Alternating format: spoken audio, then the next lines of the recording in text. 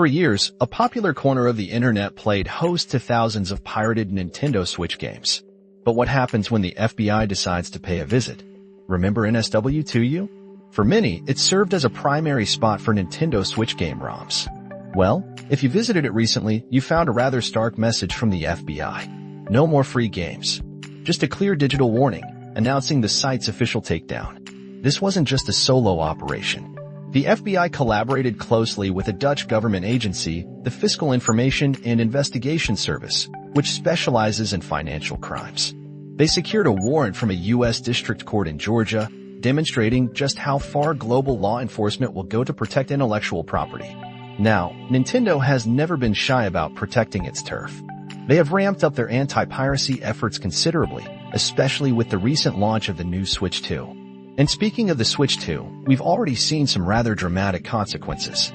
Many users discovered, the hard way, that simply inserting something called an MIG Switch cartridge into their brand new console led to an immediate, permanent ban from online play. Think of the MIG Switch as a sophisticated cartridge that can hold ROMs, both legitimate backups and less legitimate ones. But Nintendo is not drawing a fine line here. They are bulldozing it. Once your Switch 2 is flagged for using one, Nintendo cannot reverse that ban because the cartridge violates their terms of service. This kind of swift, no-nonsense action isn't new for Nintendo. As a clear warning to other potential copyright infringers, they went to incredible lengths just last year, practically playing detective to track down an alleged Switch pirate.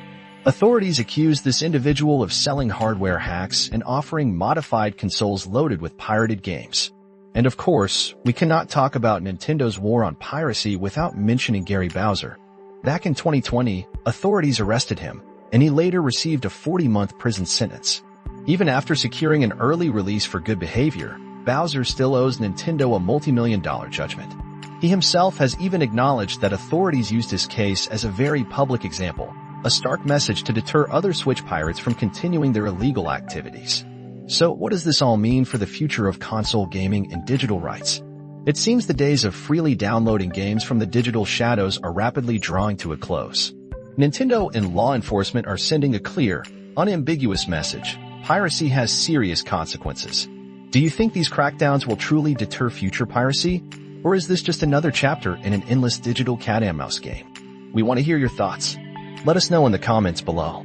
And if you found this deep dive interesting, be sure to subscribe for more updates on the ever-evolving world of tech.